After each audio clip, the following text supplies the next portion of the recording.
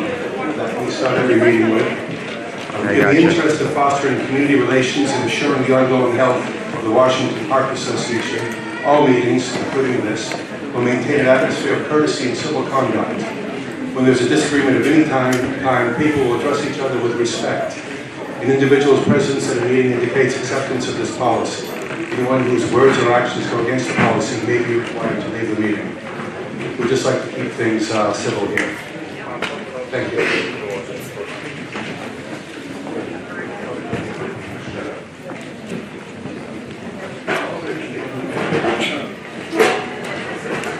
Now, the format for our questions this evening. Questions can be, we've received some already. Questions can also be written on the paper that has been made available to you and given to either Kern or Jay. Say hello, gentlemen. They will go through the questions and I will be reading them to the mayor, who is just arriving right now.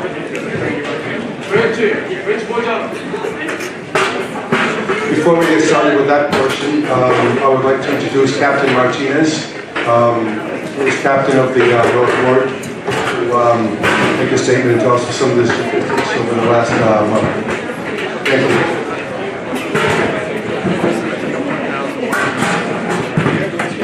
Michael. No, I think It is? I really don't want to sit with you. You want to sit with us, Rich? Yeah, I'll be back. I'm not staying. All right, we're going to alter the format a little bit with the mayor here.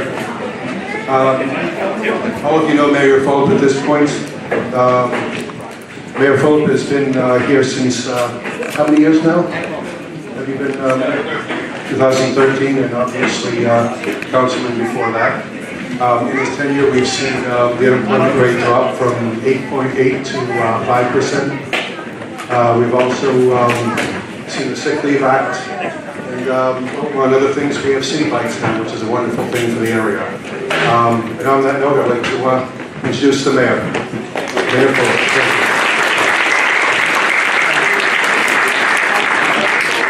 Can you all hear me without the microphone? no. Oh, right. Okay. Let me first say thank you. Thank you. Let me say thank you for taking some time. I'm going to introduce some of the people that are here tonight from our staff as well, that if I can't answer a question, then they're here to be a resource to you as well. Prior to that, the way we've done this in some of the other board meetings is I brought some information as kind of a baseline starting point so that we all kind of could share some of the information from last year and looking forward into this year. And that'll give us some topics to talk about, cover some of the things that are a concern of yours, and then hopefully we can take it in any direction from there. I'm going to pass these out, and these basically speak to some of the bigger picture items that we generally get asked in these questions, in these sort of sessions. So in here is going to be specific last year, year over year regarding crime activities and the North District, so you'll get a picture into that. You'll get a look into some of the park projects that we have this year and some of the larger redevelopment plans. And so I'll pass these out. We'll take about 5 minutes if that's okay, just so you can get a chance to look through it. And then we'll go from there and we'll proceed with introducing and open it up to anywhere that you respectively want to go. Is that okay? Does that work for everybody? All right, perfect.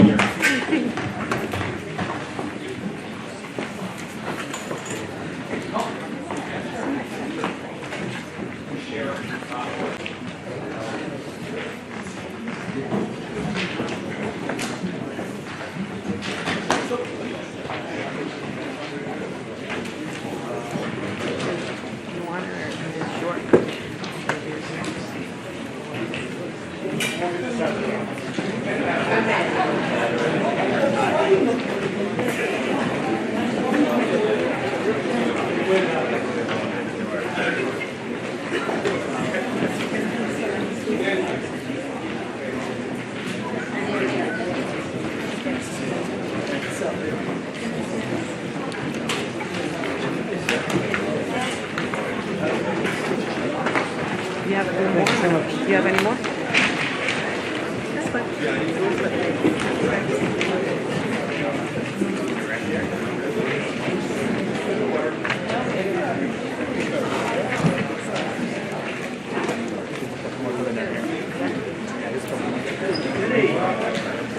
to meet you.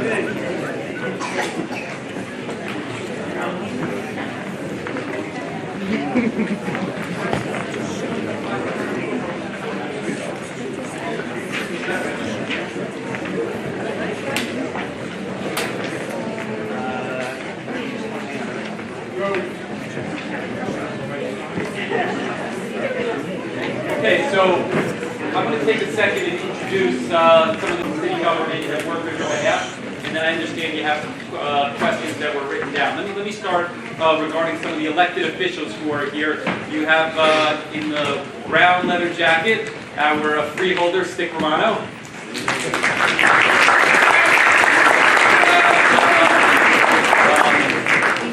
Best dressed guy in the suit over there, Roz Mukherjee, our state assemblyman. You have our city council president, Rolando Lavarro.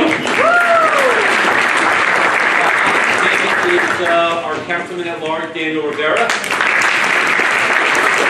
From our public safety department, we have the director, Jim Shea. Director of Recreation, in that mustard, is that mustard? Mustard colored shirt, Kevin Williamson. This is our Director of Public Works, Mark Redfield. In the glasses there is our Director of Health and Human Services, Stacy Flanagan. We have two of our councilmen over here, our Ward C councilman, Rich Foggiano. Councilman Michael Young. The captain responsible for the North District.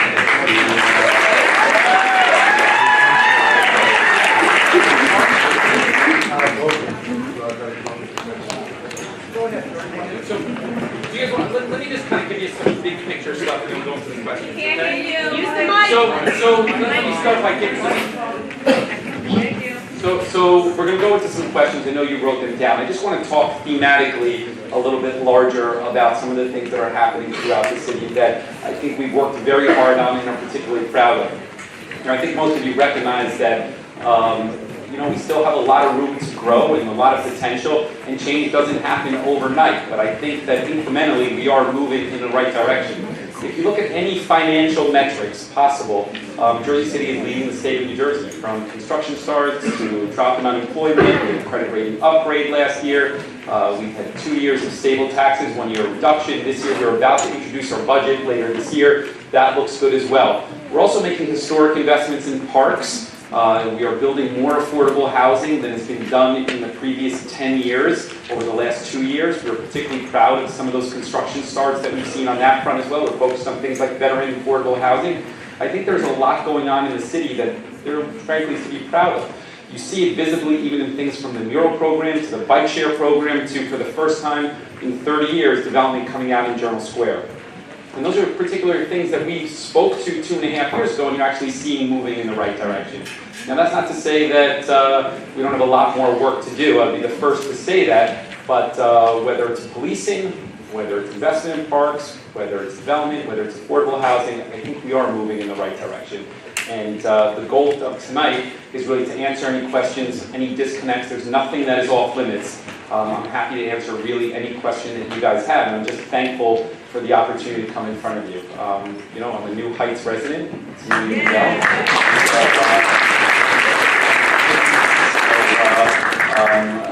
I certainly, both as a mayor and as a neighbor, want to see all of you happy with your services from a local government standpoint. So with that, I'll turn it over to you, and any questions, we'll go at them, and if I can't answer them, I'm sure one of my directors will. Thank you, Mayor. We're going to start with some pre-prepared questions. Then we will go along with the questions that all of you have handed in. In the last Heights community meeting with you nearly 2 years ago, the residents of the Heights expressed concern over the cleanliness of our streets. We know that the incinerator authority, an autonomous agency, was in your crosshairs as being primarily responsible.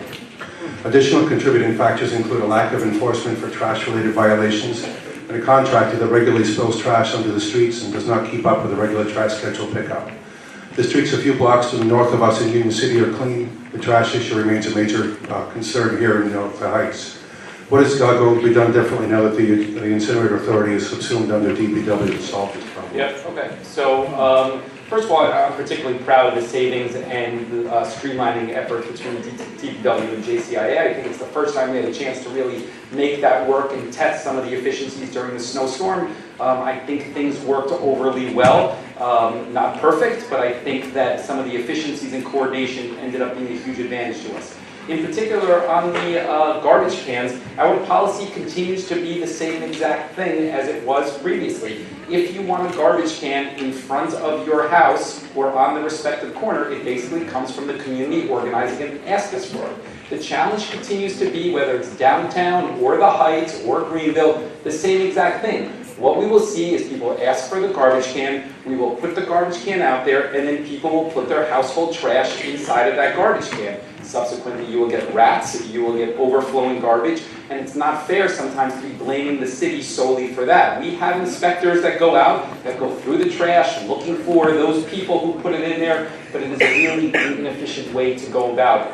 So what we decided to do is ultimately, if you or your neighbors want a trash can, generally first thing to do is to get the person or resident whose house it will be in front of to agree to it, which I think is a fair starting point. Generally, people have a different perspective when it comes to being in front of their own respective house, but we're okay with that. And then get your surrounding neighbors. We are happy to put them in. Mark right there will respond. We'll turn it around in a couple days and tell us where you want it, but it comes from you ultimately, and you guys driving that on telling us where it is and ultimately being responsible for it. Anything additional, Mark? Well, Mayor, we also have hand crews out.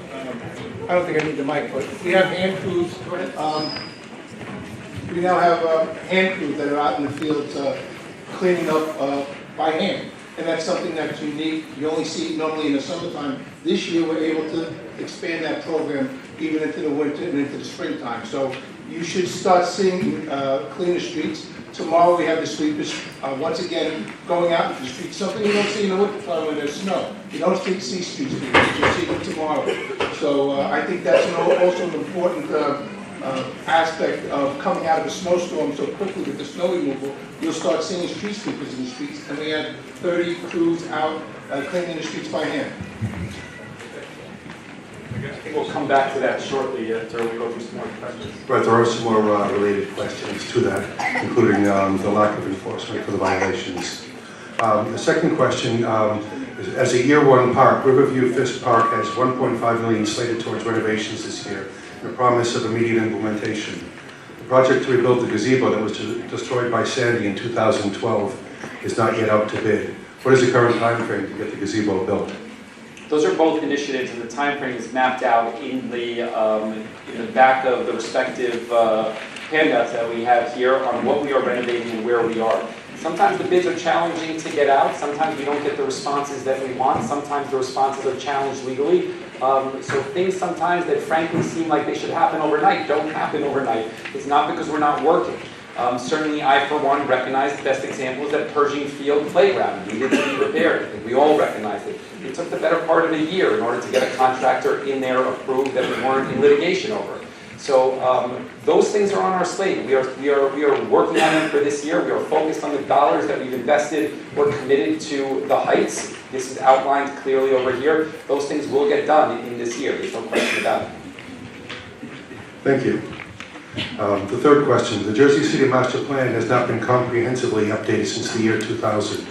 The city's been relying on inconsistent and easily exploitable redevelopment plans to rezone neighborhoods. The 90-plus redevelopment plans don't address the larger citywide issues like infrastructure, public transportation, school capacity, appropriate density, building height, road conditions, and green space. When will your administration update the master plan for the city?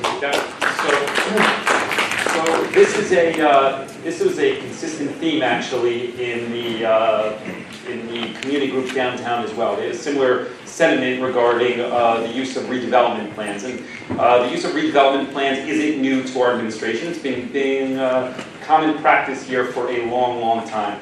Our commitment was that we went back to the plan. This was last week after the Ward E meeting. We went back to our planning department and asked them to update that. I had no opposition to hiring a firm to go and do a comprehensive master plan study involving the community groups. Where that is right now is that the Director of Planning is setting up a meeting with those community groups that expressed interest. We are happy to loop you into that. We want more community involvement. Bob Cotter, the Director of Planning, had some concerns and some opinions with regards to what has been updated and that people may not realize what has been updated since then.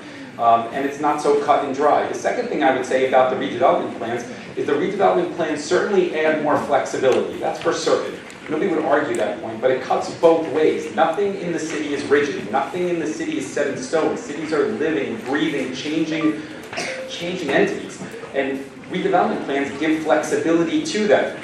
Whether it's cabaret license, whether it's restaurants and liquor license, whether it's redevelopment plans and zoning changes. And those cut both ways, and that ultimately speaks to sentiment as far as trust in government, which I know is a hard thing to come by today. I certainly appreciate that. So that said, what I said last week stands for the Heights as well. I am happy to get a planning firm with your input on this and move forward on that. But I would just say the first step in that process, and we're being recorded here, the first step in the process is to have representatives from the respective community groups here in order to sit down with our planners so you get a better idea of why things have been happening the way they have been and where we are as far as update. We will include you in those going forward when I do my follow-up tomorrow. Okay? Thank you. With the Riverview Arts District approved in 2013,